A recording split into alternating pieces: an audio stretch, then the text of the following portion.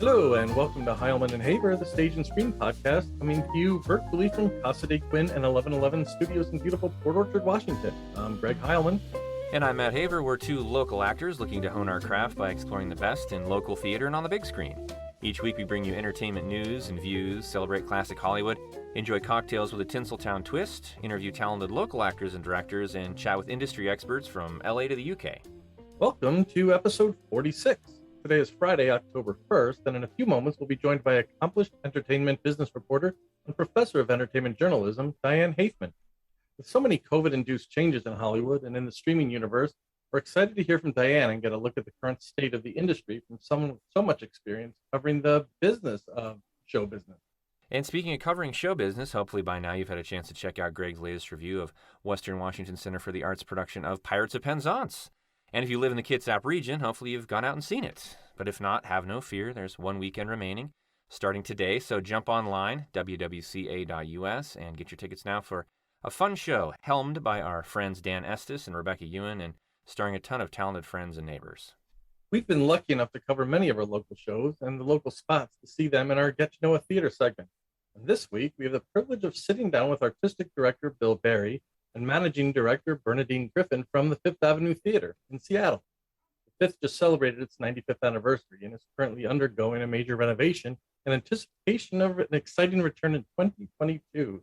Find our latest episode of Get to Know a Theater on our YouTube channel and learn everything you wanted to know about the theater actress Helen Hayes called a national treasure, the Fifth Avenue. And now we're pleased to welcome Diane Haithman to the show. Diane recently left a job as staff reporter at the Los Angeles Business Journal to take on a new challenge as senior entertainment business reporter at online news website The Wrap. She was a longtime contributor to entertainment industry website Deadline Hollywood and an arts and entertainment staff writer for the Los Angeles Times before embarking on an independent writing and teaching career. The recipient of 2 Los Angeles Press Club Awards, Diane first joined the Los Angeles Times covering the television industry before moving to the arts and culture beat for most of her career. Prior to joining the Times, Diane was West Coast bureau chief and Hollywood columnist for the LA-based Detroit Free Press. She's been a Critic Fellow at the Eugene O'Neill Theater Center's New Playwrights Conference and has also written for The Hollywood Reporter, Angeleno, and Coast magazines and many other publications. Diane is a graduate of the University of Michigan Honors College with a joint degree in English and psychology and is currently an adjunct professor of entertainment journalism at Emerson College, LA, and Hollywood.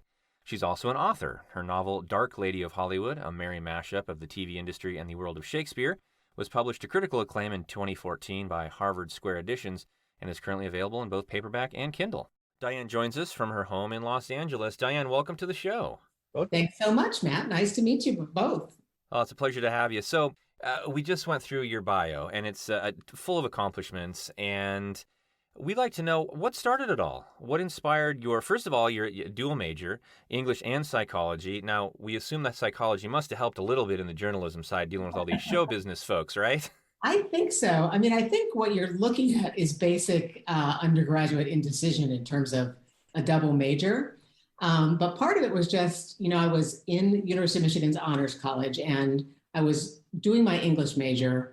And what was required of us is that we had to do a senior thesis.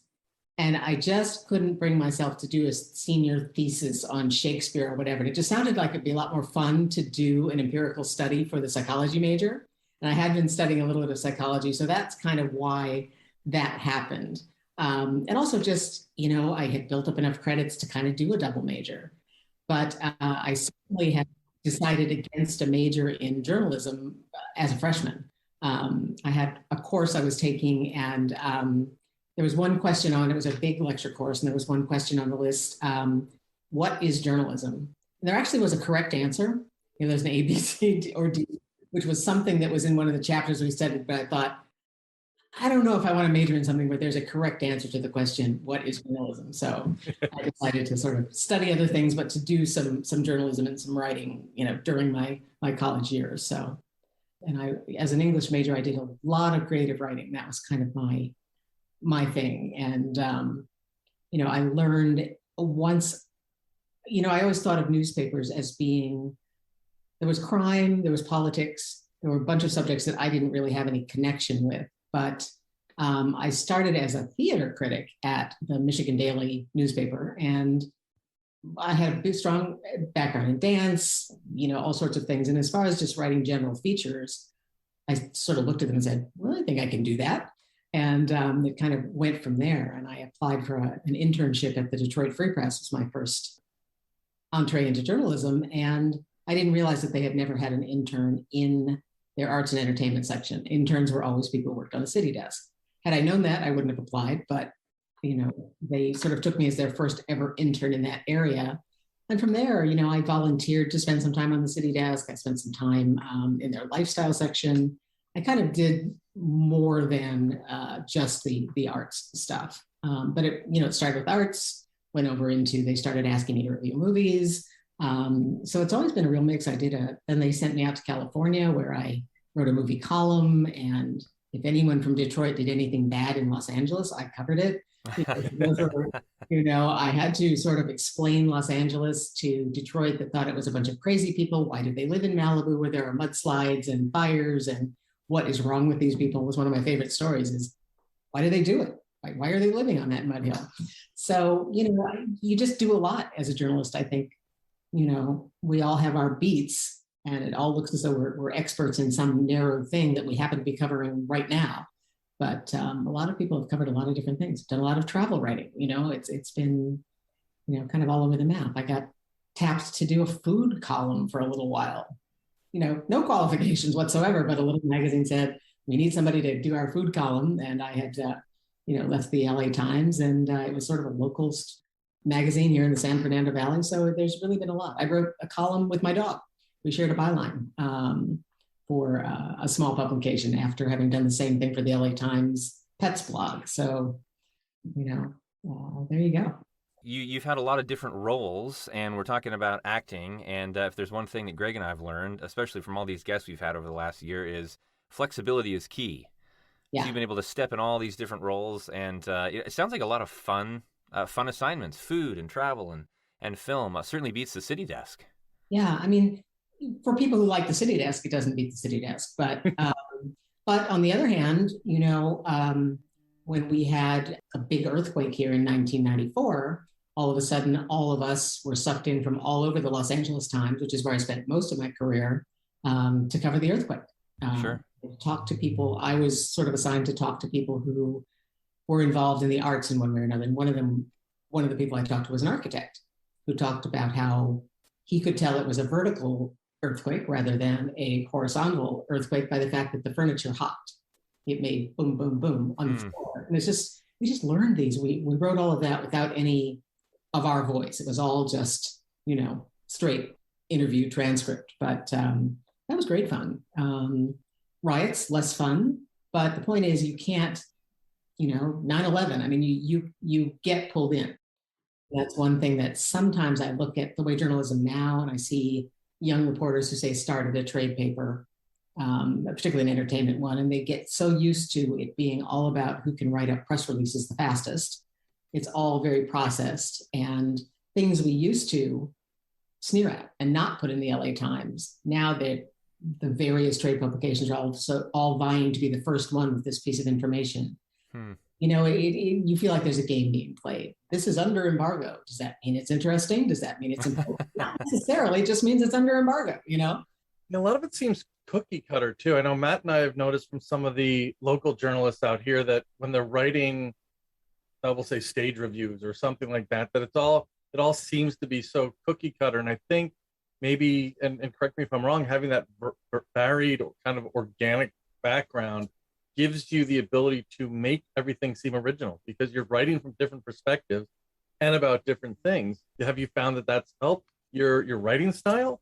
I guess if you look at it, someone else might tell me something that I should have learned in journalism school. Like I've just written this piece and they'll call it an anecdotal lead or this or that. And it's like, oh, okay. I didn't know I was doing that, but yay, I do think probably having creative writing skills and just enjoying that has been helpful in terms of just, sometimes you have a topic that's not, you just gonna have fun with it as a piece of writing. I did a piece on the fact that there's always all of this, and you guys certainly know this, worry that the audience for the fine arts, for theater, for concerts, all of that is dying out.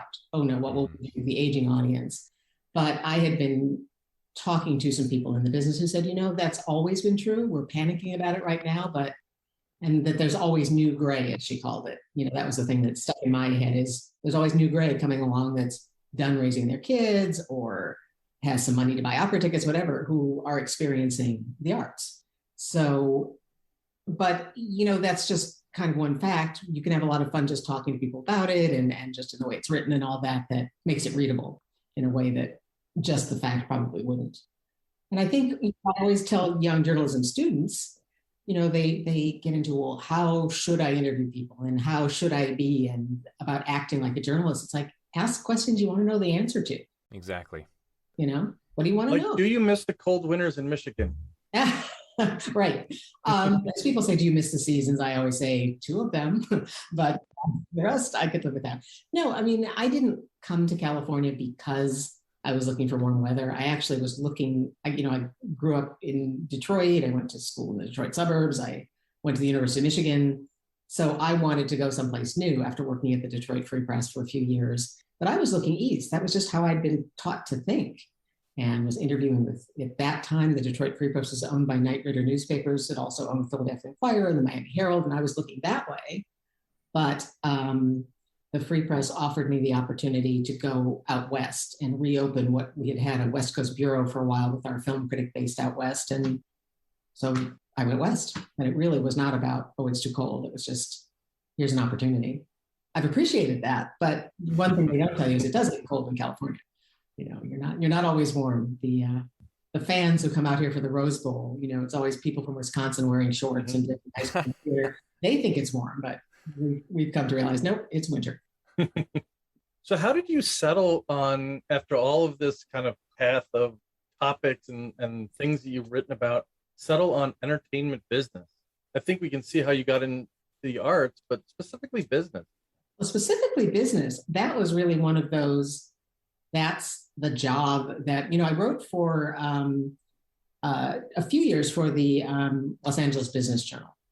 And that really was one of those, I was freelancing, I was doing a variety of things. I was starting to feel like I kind of needed a job. And I talked to them, and they were interested in expanding their entertainment coverage a little bit when I came on. And the editors at The Wrap saw my work in the Business Journal. But, I look at my title, senior business reporter, and I realize, I think I fit better almost into, the trend stories, I guess, are the ones that are most fascinating to me. And sometimes that can be a trend in business. That can be something that has happened in business that shifts the way Hollywood works. But ultimately, I'm interested in the people and what do they think about it?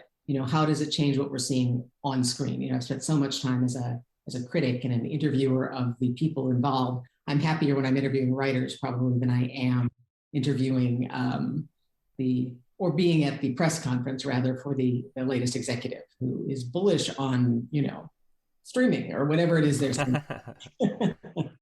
But people are people. And I just find, sometimes an arts donor is more fascinating than an actor. Sometimes, even though they're way out here, sometimes somebody who's, as I learned through the Business Journal, I ended up handling their style pages, because the person who was handling the style pages quit the day I got hired, and they said, you're doing it. But I started writing about retail. I ended up doing a lot of stories about an area that I never really thought about. And looking at what happens in business sometimes just tells you what's happening in the world. I did a story on the death of lipstick during COVID. Yes.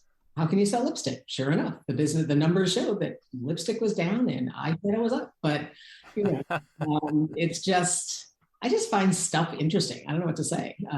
This job was offered to me, and I thought, let's give it a shot. I had done a lot of freelancing for another trade paper, Deadline, just over the years. And I thought, am I up for a trade paper? They offered me an opportunity to do a different kind of story. They're looking to build up their subscriber base. So they wanted people who can dig a little bit deeper and do those stories for behind the paywall that make people want to come behind the paywall. I don't know if it's working. It's been less than a year. We'll see, but it seems to be. And they also offered me the opportunity to do, partly because I asked about it. They do a lot of video interviews, a lot of that kind of stuff, which I think are fun. So the fact of being able to say once a month, hey, I'm going to create a show.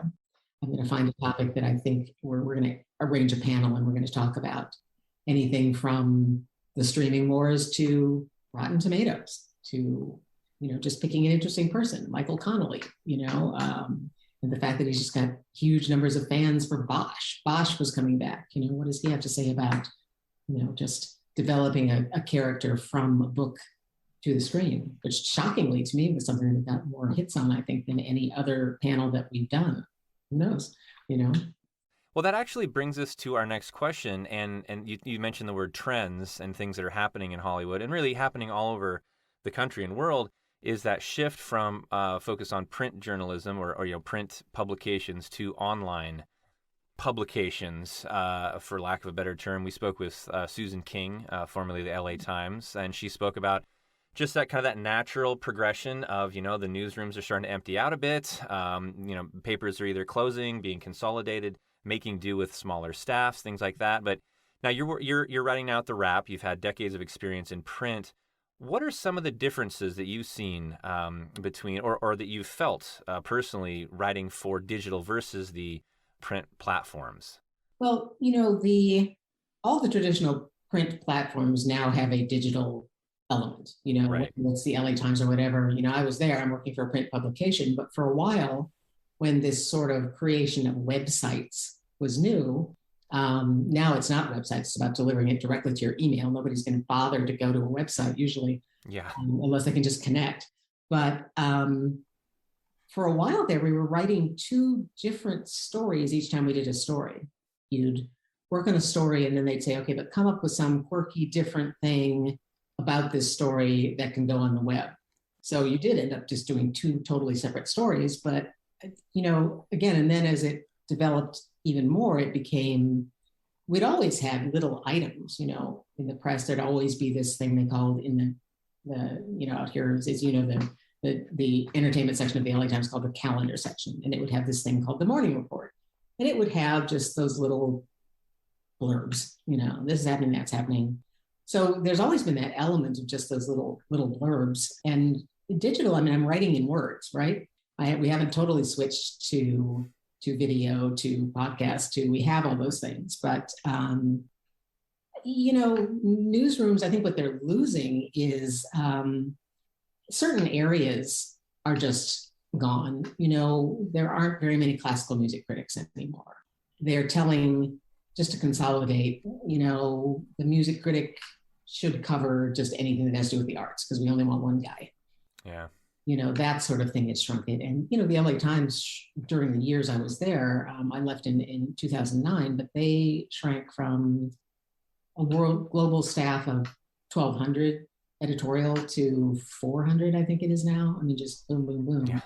I finally did get laid off after being there for a long, long time. I was almost sort of waiting for that rather than just leaving and trying something new because I thought, it'll come along. I'm an arts writer. It's not, the highest value probably. I don't know. It's in some ways it feels the same. I think for me, it's more that it's very different too. And the LA Business Journal, where I worked for a while, is still very print forward.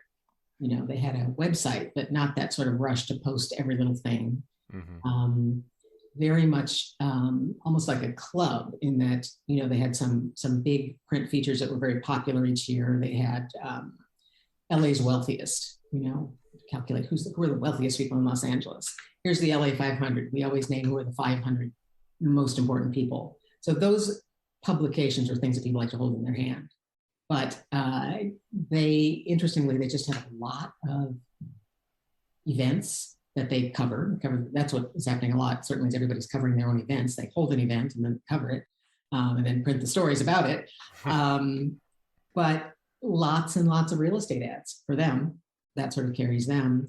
What has been a problem, I think, for most either entertainment sections in the arts or the trades, certainly during the pandemic, is no awards. There weren't the money was not coming in for, for your consideration ads. as much so as before. So what you saw was a lot of sponsored panels and that kind of thing. So it's, I think that as long as it's become tough because, reporters saying, hey, we don't want so much of this custom content. And the custom content people say, we couldn't survive if we didn't have this. Yeah, give us more. So it's just to make sure it's clear. I think that's, I think we have a generation that's not that, they just see it all as this content, which is a little frightening. But I think as long as you make it clear, as long as you say this over here is LA's best lawyers in the business journal, as long as you make it clear that we didn't pick them out, they bought this section and they want to present it there. But one curiosity I've always had, the impact of bloggers, for lack of a better word, on the legacy press, because bloggers don't have overhead. There, as much overhead for sure, and they tend to skew a little more sensationalistic. So they get the attention of people. Meanwhile, you have the legacy press that is competing with these people for time and for readership. And some, I think, tend to go the way of the sensationalistic as well, and which to me dilutes the product or the journalistic integrity, at least looking from my perspective on the outside. How have you seen that impact? Is that a struggle for legitimate journalists like yourself when you have folks that are out there in their basement sensationalizing things and you have to fight for that? It seems like more of that. I mean, bloggers are almost, I guess they exist, but the blogger phase to me seems sort of over, and it's more people who have created a turf for themselves on some social media platform. People that I don't get it. I look and I see that everybody wants their stuff to be picked up by Drudge Report. But to me, it just looks like a list of stuff. I don't get why it's so powerful, but there you go. What I find is, as somebody who used to cover certain events in Los Angeles for not for the Wrap, but for Deadline, when I used to do that, like the Television Critics Association conferences. Okay, how many people are you going to let into that room? They now have to say, hey, are we going to let everybody who calls himself a blogger in here to these conferences? Or are we going to, say you have to prove your readership, you have to put all this stuff before we'll let you in the room? What I find is happening a lot, though, is companies, they hire their social media person who proceeds to put stuff out there as though it's coverage. And it's really, they've been hired by, ABC has a press department with a whole bunch of tweeters and posters and that kind of thing. And they put stuff out there and they've been hired to do so. Gosh, I'm so excited to be here at, Yep. Watching Dancing with the Stars, whatever it is. How do you tell the difference? And I feel like sometimes when I look at a generation of, students that I teach, is not only can't they tell the difference, they don't care. I've noticed that there's and I'm not sure if I either heard the term or I don't know, maybe I made it up, wickification of fandom when it comes to sports, in that people don't want to, like, younger folks don't seem to want to sit and watch an entire sporting event. They just want to know the result.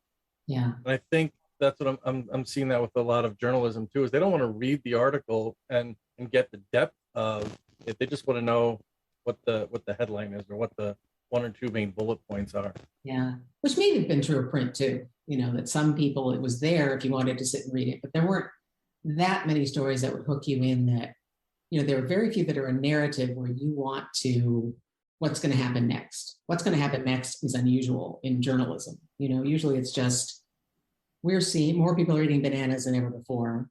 There's a whole bunch of people telling you why they eat bananas. Then you repeat, and more people are eating bananas. Whereas it's not the unfolding story of who got murdered and how did that happen, and the kind of thing that podcasts seem to be latching onto, is that continuing saga kind of thing. I don't know. I just kind of think it's all a delivery method. Some people do sit and read long things online if they're interesting enough. Some people would only read headlines no matter what it was. The one thing I find is different is that people think things are not important unless they're somehow sharing them or getting liked for it or whatever. It used to be enough. Found a great book and you read it. That was a good experience. But now, unless somebody knows you read it and has a picture of you reading it and has somehow reacted to that, that seems to be a generational thing that kind of seems unfortunate. Seems unfortunate that you can't just walk down the street without being on your phone, or cross the street, not being on your phone and not walking in front of a truck because you're on your phone. Is this just inability to just kind of be alone with yourself and not worried about whether or not you're getting approval from somewhere, not being able to count that. I've never been at a publication where there is now an analytics service that I can sign into and I can see exactly whether it's going up or down or this or that.